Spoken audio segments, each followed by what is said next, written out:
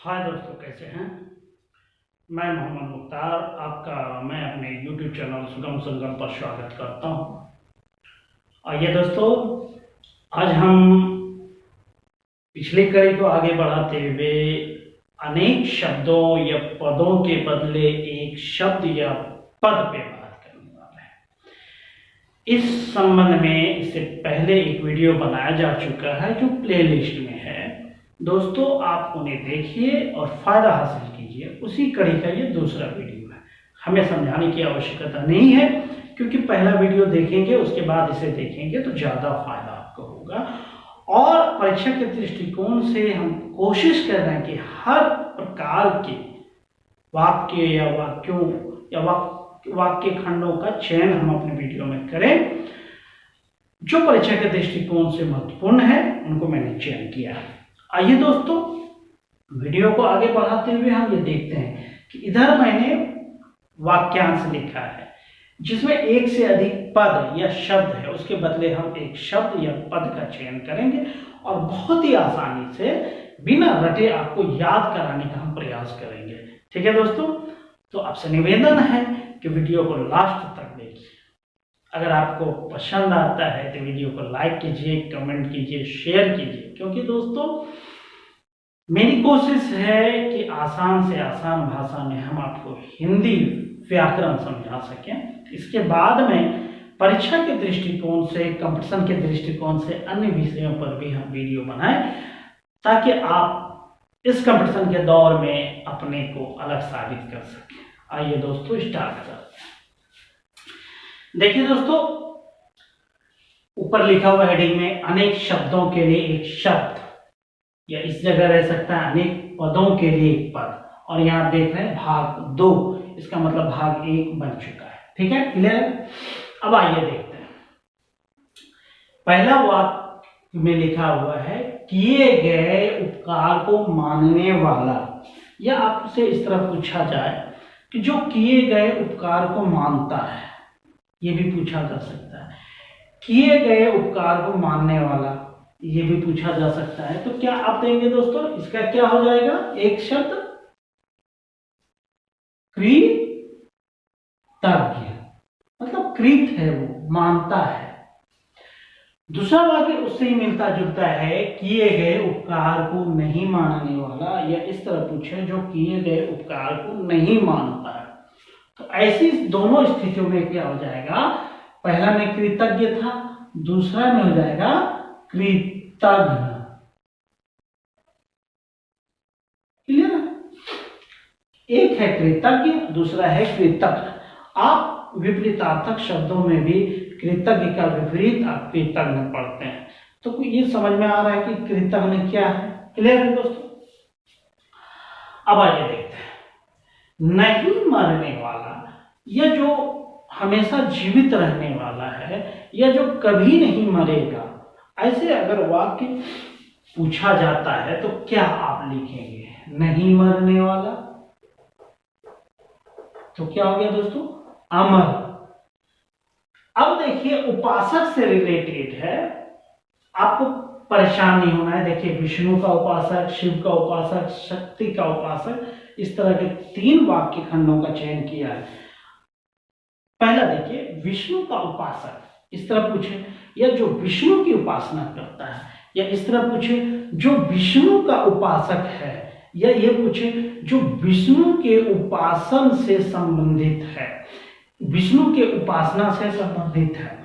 इस तरह का अगर वाक्य पूछा जाए तो सब एक ही है। उसमें क्या है? मिलता जुलता क्या है? विष्णु के उपासक या विष्णु से संबंधित। क्लियर है? तो इस तरह के वाक्य या वाक्यांशों की स्थिति में क्या हो जाएगा? विष्णु तो वैष्णव, सब में यही एक शब्द आ जाने वाला है। अब उसी तरह शिव का उपासक क्या हो जाएगा दोस्तों?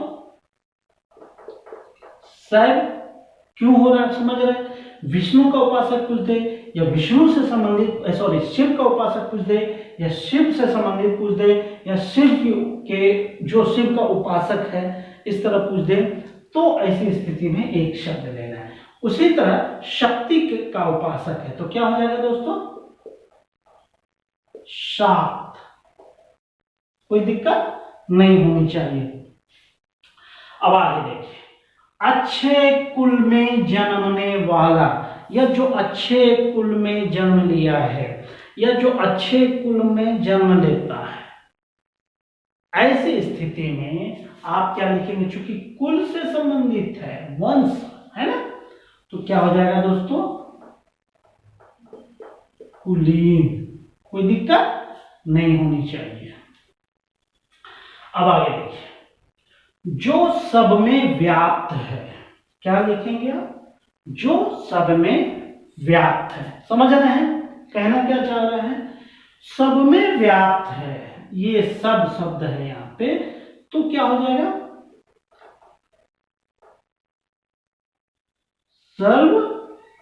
सर्वव्यापी। क्लियर? कोई दिक्कत नहीं होना चाहिए।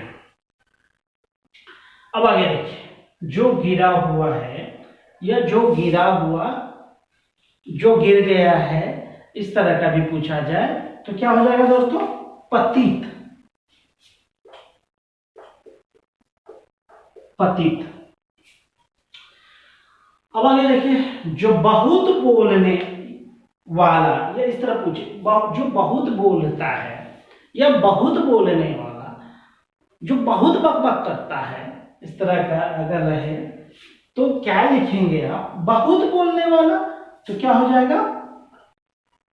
वाचाल, ये लिख दीजिए, या वाचाट लिख दीजिए, दोनों चलेगा। तो ज्यादातर आप वाचाल शब्द का ही उपयोग कीजिए। वाचाल, जो बहुत बोलता है या बहुत बोलने वाला। क्लियर है? कोई डाउट नहीं होनी चाहिए। अब आइए आगे बढ़ते हैं। इंद्रियों को जीतने वाला, या जो इंद्रियों को जीतता है, तो उनके लिए हम एक शब्द का चयन करें तो क्या हो जाएगा? जीतेंद्रिय। जीतेंद्रिय,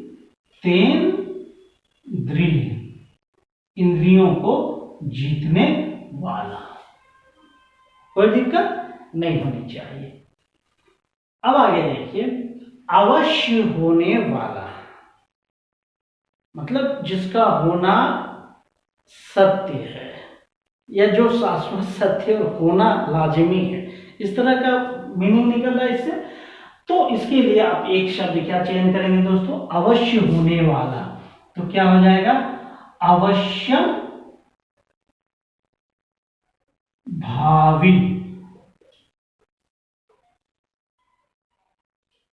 अवश्य भावी, आधा म फिर भाव है, याद रखिएगा, अवश्य भावी। युद्ध में स्थिर रहने वाला, यही है, युद्ध में स्थिर रहने वाला, या इस तरह पूछ दे, जो युद्ध में स्थिर रहता है। इन दोनों स्थिति में एक शब्दों का चयन इस तरह करेंगे, युद्ध में स्थिर रहने वाला क्या हो जाएगा? युधिष्ठिर। ये बहुत फेमस नाम है। आप जब महाभारत के युद्ध की चर्चा सुनते हैं तो उसमें एक नाम युधिष्ठिर का जरूर आता है। क्लियर है दोस्तों? अब आगे देखिए, क्षमा पाने लायक, या जो क्षमा पाने लायक है, इस तरह का अगर पूछा जाता है तो क्या होगा? क्षमा पाने लायक, या जो क्षमा पाने लायक है, तो हो जाएगा क्षम्य, मतलब क्षमा देने योग्य है। अब आगे देखिए, वर्णन से अतीत, ये पूछा जाए, या जो वर्णन से बाहर है, ये पूछा जाए, जो वर्णन से अतीत है, ये पूछा जाए। इन स्थितियों में एक शब्द आएगा और वो आएगा वर्णन से अतीत। क्या हो जाएगा? वर्णनातीत।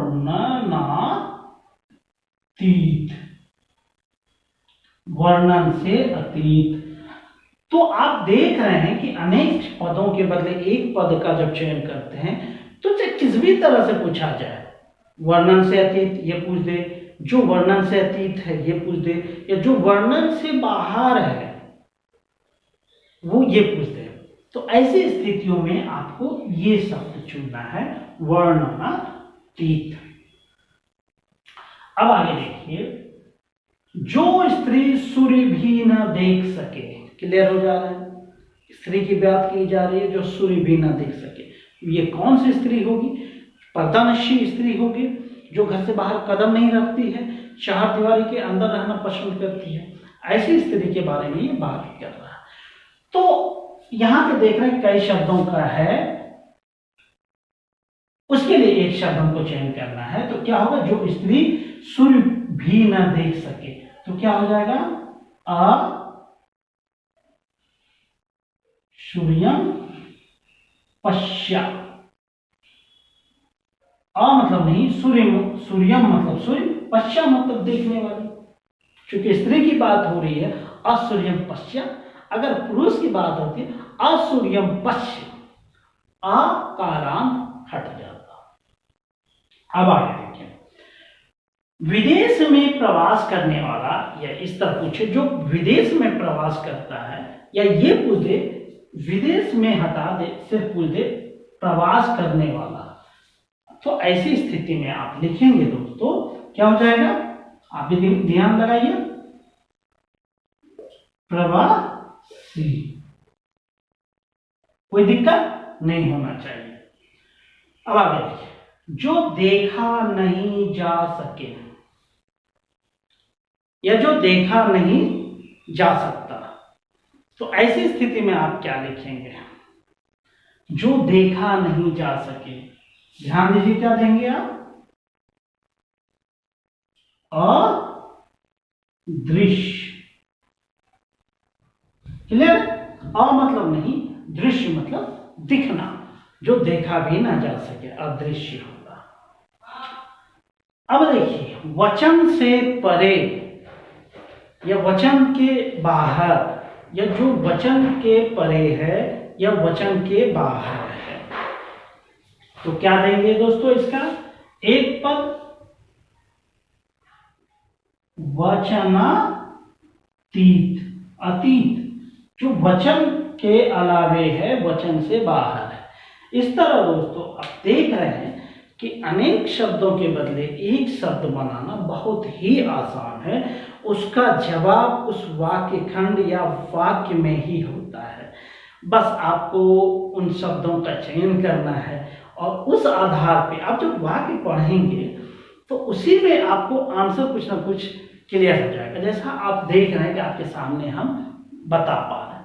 तो दोस्तों इसका स्क्रीनशॉट ले लें या लिख लें, क्योंकि इसके बाद कुछ और शब्द है उस पर हम बात करने वाले हैं दोस्तों। आइए दोस्तों कुछ और शब्द देख लेते हैं। देखिए यहाँ पे लिखा है जो कहा गया है। क्लियर है? जो कहा गया है, तो क्या होगा? इसके लिए एक शब्द आपको लेना है, तो क्या हो जाएगा दोस्तों? जो कहा गया है, कथित। कथित का मतलब होता है जो कहा गया है। अब आगे देखिए, भविष्य में होने वाला, या जो भविष्य में होने वाला है, इन दोनों स्थितियों में क्या लिख लेंगे? हो जाएगा इसका भावी। भावी समझ रहे? भविष्य में होने वाला, भाभी नहीं, भावी, वी, ये चीजें आप ध्यान दीजिएगा, भावी। अब आगे देखिए, जो नहीं हो सकता, जो नहीं हो सकता। क्लियर है? मीनिंग समझ में आ रहा है? अब इनके लिए शब्दों का चयन करना है जो नहीं हो सकता, तो क्या होगा? अ मतलब नहीं, संभव मतलब होना, असंभव, जो नहीं हो सकता। आगे है मिष्ट या मधुर बोलने वाला, या कहेंगे जो मिष्ट बोलता है या जो मधुर बोलता है, दोनों शब्दों को हमने एक ही वाक्य खंड में शामिल किया है दोस्तों। तो क्या हो जाएगा? मिष्ट या मधुर, दोनों में कोई भी रहे एक ही देंगे, मिष्ट भाषी या मधुर भाषी देंगे। क्या देंगे दोस्तों? मिष्ट है तो मिष्ट भाषी दे दीजिए, मधुर है तो मधुर भाषी दे दीजिए, मधुर भाषी। क्लियर? मिष्ट है तो यहाँ पे मिष्ट भाषी, मधुर है तो मधुर भाषी। अब आगे देखिए, जो मुकदमा लड़ता है या जो मुकदमा लड़ता रहता है, इन दोनों स्थितियों में मुकदमा शब्द है और वो मुकदमा लड़ता रहता है, तो क्या देंगे दोस्तों? मुकदमेबाज।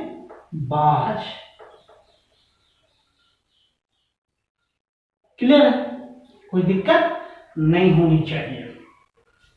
अब आगे देखिए, जो आमिष नहीं खाता या जो मांस नहीं खाता, जो मांस आहार नहीं करता या जो मांस का सेवन नहीं करता है, इन स्थितियों में एक शब्द है और वो क्या है दोस्तों?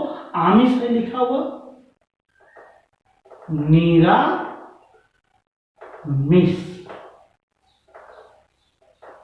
क्लियर? निर मतलब नहीं, आमिष मतलब मांस। जो मांस का आहार नहीं करता या मांस का सेवन नहीं करता, तो उनके लिए निरामिष शब्द आता है। अब आगे देखिए, जो देने योग्य है। क्लियर? पहले अर्थ को समझना है दोस्तों, फिर उनके लिए एक शब्द का चयन करना है। जो देने योग्य है तो क्या होगा? देय हो गया, कोई दिक्कत नहीं।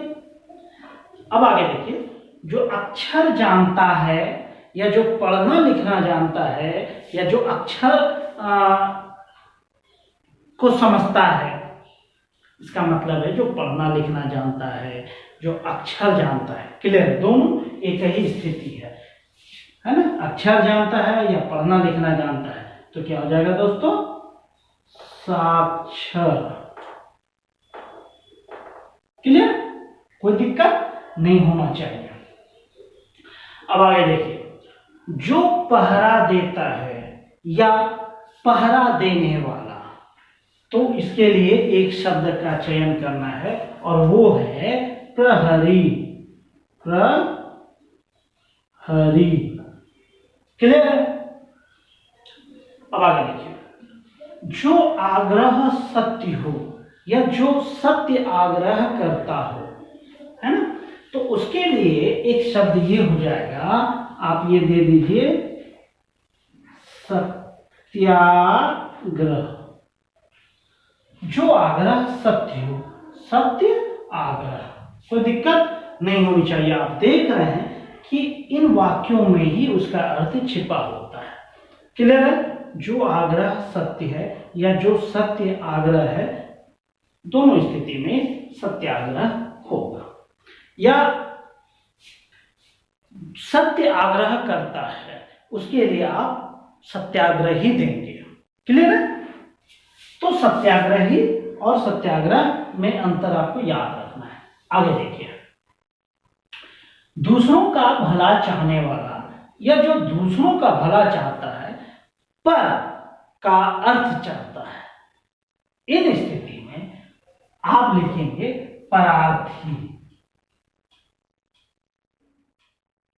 पर मतलब दूसरा, अर्थ मतलब भला, दूसरों का भला चाहने वाला, परार्थी। क्लियर है? कोई दिक्कत नहीं होना चाहिए। अब आगे देखिए, अपना भला चाहने वाला। अपना मतलब खुद का भला चाहने वाला। चूंकि परार्थी का मतलब पर का अर्थ चाहने वाला, भला चाहने वाला, और अपना भला चाहने वाला हो जाएगा स्वार्थी। स्वार्थी क्या हो जाएगा दोस्तों? स्वार्थी। क्लियर? स्व मतलब अपना, अर्थी मतलब अर्थ चाहने वाला। कोई दिक्कत नहीं होनी चाहिए। आगे देखिए, अल्प बोलने वाला। अल्प मतलब कम, बोलने वाला तो समझ ही रहे हैं। या इस तरह पूछे, जो अल्प बोलता है या जो कम बोलता है, इन दोनों स्थितियों में क्या देंगे? अल्पभाषी। अल्पभाषी। क्लियर? कोई डाउट नहीं होनी चाहिए। अब आगे देखिए, अश्व का आरोही मतलब सवारी करने वाला, या इस तरह पूछिए जो घोड़े की सवारी करता है, या जो घोड़े का आरोहण, घोड़े पर आरोहण करता है। इन स्थितियों में आपके लिए एक ही शब्द चुनना है, और वो क्या होगा? अश्व का आरोही मतलब अश्व की सवारी करने वाला, अश्वारोही। क्लियर? अब आगे देखिए, पथ का प्रदर्शन करने वाला, या पूरा वाक्य में पूछे जो पथ का प्रदर्शन करता है। दोनों स्थितियों में आप लिखेंगे पथ प्रदर्शक। क्लियर? कोई दिक्कत नहीं होना चाहिए। अब आगे, आशा से अतीत मतलब अधिक, आशा से ज्यादा, आशा से अधिक, कुछ भी पूछ दे तो आप इन दो शब्दों को मिलाइए, एक आशा को मिलाइए, अतीत को मिलाइए, तो क्या हो जाएगा? आशा तीत। हो गया जवाब तैयार। संगीत जानने वाला, या जो संगीत को जानता है। दोनों स्थिति में एक शब्द ये होगा संगीत जानने वाला, तो हो जाएगा संगीतज्ञ। ज्ञ मतलब जानने वाला, संगीत का मतलब संगीत। आगे देखिए, कला जानने वाला, या जो कला को जानता है, तो यहां पे कलाविद या कलाकार आप दे सकते हैं। कलाकार या कलाविद दोनों दीजिए, चलेगा, आपका जवाब सही हो जाएगा। अब आगे देखिए, जो पर के अधीन है, पर मतलब दूसरा, जो दूसरे के अधीन है उसे क्या कहेंगे दोस्तों? क्या कहेंगे? पराधीन।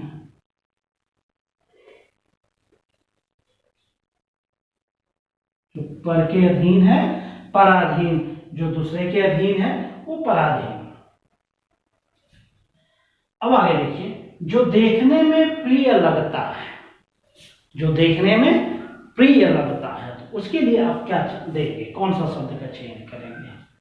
कोशिश कीजिए। जो देखने में प्रिय लगता है तो हो जाएगा प्रिय दर्शी। कोई दिक्कत नहीं होनी चाहिए दोस्तों। आप देख रहे हैं कि अनेक शब्दों के लिए एक शब्द बनाना बहुत ही आसान है। ठीक है दोस्तों, तो आप इनका स्क्रीनशॉट ले लीजिए या लिख लीजिए, फिर कुछ और शब्दों पे हम इस वीडियो में बात करने वाले हैं। ठीक है दोस्तों,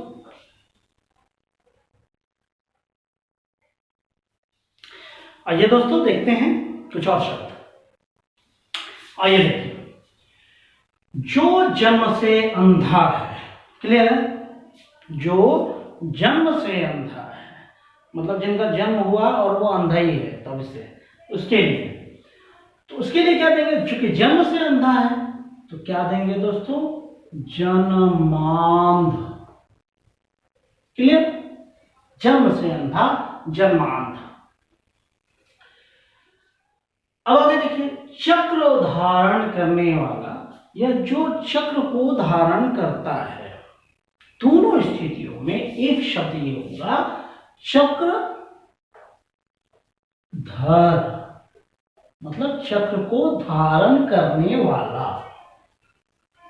अब आगे देखिए, जो नष्ट होने वाला है, जो खत्म होने वाला है, उसके लिए आप देंगे, क्या देंगे दोस्तों? एक शब्द नश्वर। क्लियर? कोई दिक्कत? अब आगे देखिए, लोक से संबद्ध। लोक, लोक आप समझ रहे हैं, लोक से संबद्ध या जो लोक से संबंधित है, इस तरह अगर पूछा जाए तो आप क्या देंगे, लोक से संबंध, तो लव किक। क्लियर है दोस्तों। अब उसका ठीक उल्टा परलोक से संबंध या परलोक से संबंधित या जो परलोक से संबंधित है, उसके लिए जब आप शब्दों का चयन करेंगे तो क्या लिखेंगे, परलोक से, पर लव किक। क्लियर, कोई दिक्कत नहीं, देख रहे हैं बहुत आसानी से शब्द तैयार हो जा रहा है। आंखों के सामने या जो आंखों के सामने है, इस तरह अगर पूछा जाए तो क्या देंगे दोस्तों, प्रत्यक्ष। प्रति मतलब सामने, अक्ष मतलब अक्ष, प्रत्यक्ष, आंखों के सामने। अब दूसरा है, चूंकि सामने था प्रत्यक्ष को, और आंखों से परे, आंखों से परे, सामने नहीं पीछे, जो हम देख नहीं रहे हैं। तो ऐसी स्थिति में क्या होगा, प्रत्यक्ष का उल्टा क्या होता है दोस्तों, विपरीतार्थक शब्द से भी आपका तैयार हो जाएगा परोक्ष, पर जोड़ अक्ष, परोक्ष, आंखों से परे। अब आइए देखते हैं, जो स्त्री कविता रचती है, कविता रचने वाला या पुरुष होगा या तो स्त्री होगी, तो दोनों के लिए शब्दों के चयन करने में थोड़ी सावधानी बरतनी है। एक कवि होता है और दूसरा कवियत्री होती है। चूंकि स्त्री कविता रच रही है तो उसके लिए हो जाएगा दोस्तों कवयित्री। इसको लिखने में खासा सावधानी बरतनी है, वरना बहुत से मित्र कवयित्री लिखने में गलतियां करते हैं। वो स्वाभाविक है, उच्चारण अगर आप सही सही करेंगे तो लिखावट भी स्वभावतः सही ही होगा। क्लियर है दोस्तों। स्त्री कविता रचती है तो कवयित्री, जो पुरुष कविता रचता है तो उसको क्या कहेंगे दोस्तों, कवि। कवयित्री का उल्टा कवि और कवि का उल्टा कवयित्री। अब आगे देखिए, जो स्त्री अभिनय करे या जो स्त्री अभिनय करती है, इस तरह अगर पूछा जाए तो आप क्या लिखेंगे, अभिनेत्री। क्या लिखेंगे दोस्तों, अभिनेत्री, नेत्री। और वही जो पुरुष अभिनय करे या अभिनय करता है उसको क्या लिखेंगे, अभिनेता। अभिनेत्री का उल्टा अभिनेता और अभिनेता का उल्टा अभिनेत्री। चूंकि नेता और नेत्री शब्द भी यहाँ है, नेता का विपरीतार्थक क्या होगा, नेत्री, और नेत्री का विपरीतार्थक क्या होगा, नेता। क्लियर, कोई डाउट नहीं होनी चाहिए दोस्तों। आइए इधर देखते हैं, शत्रु की हत्या करने वाला या जो शत्रु की हत्या करता है उसे क्या कहते हैं, शत्रु। चूंकि शत्रु की हत्या कर रहा है तो क्या हो जाएगा दोस्तों, शत्रुघ्न। अब आगे देखिए,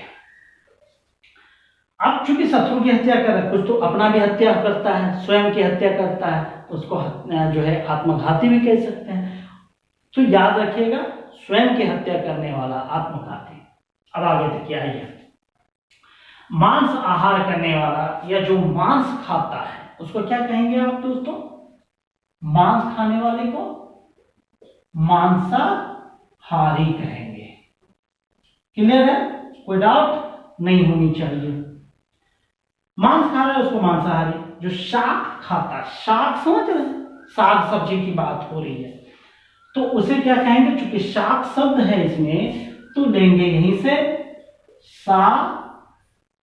साग हुआ और आहार, तो क्या होगा, शाकाहारी। साग का आहार करने वाला या करने वाले।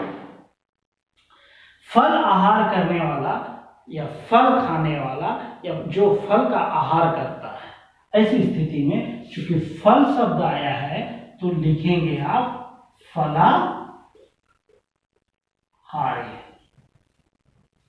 कोई दिक्कत नहीं दोस्तों। अब आइए, पिता का हत्यारा या जिसने अपने पिता की हत्या किया है, कर चुका है, तो उसको क्या देंगे? पितृहंता।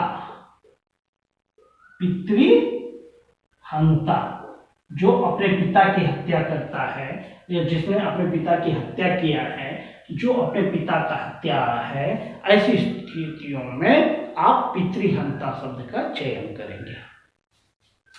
अब पिता की हत्या कर लिया, पितृहंता, तो माता का भी तो हत्यारा होता है, तो उसको क्या देंगे? मिलता जुलता, जो पिता से पितृ हुआ, माता से मातृ हो जाएगा, मातृहंता।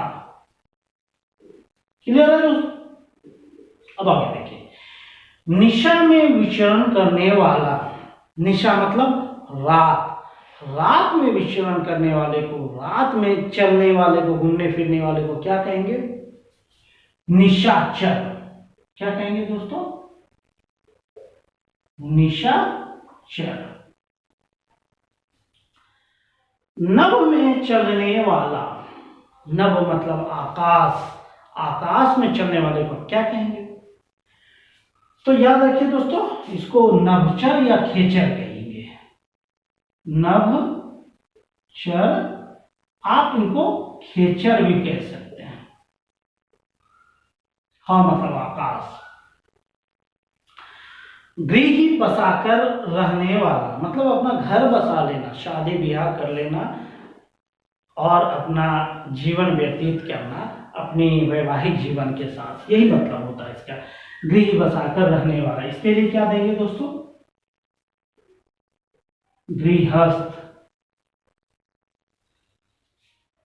गृहस्थ आश्रम आप जानते होंगे, जब ऋग्वेद आप पढ़ते हैं और वैदिक काल में जब आप जाते हैं तो 4 आश्रम की चर्चा की गई है, आप जानते होंगे। ब्रह्मचर्य है, वानप्रस्थ है, गृहस्थ है, सन्यासी है, इस तरह का 4 भागों में बांटा गया। तो एक उसमें वही है गृहस्थ, गृह बसाकर रहने वाले को गृहस्थ कहते हैं। पुरुष और स्त्री दोनों के साथ यही शब्द आएगा। अब है कार्य करने वाला, या जो कार्य करता है, उसके लिए क्या देंगे दोस्तों? कार्यकर्ता। कार्यकर्ता,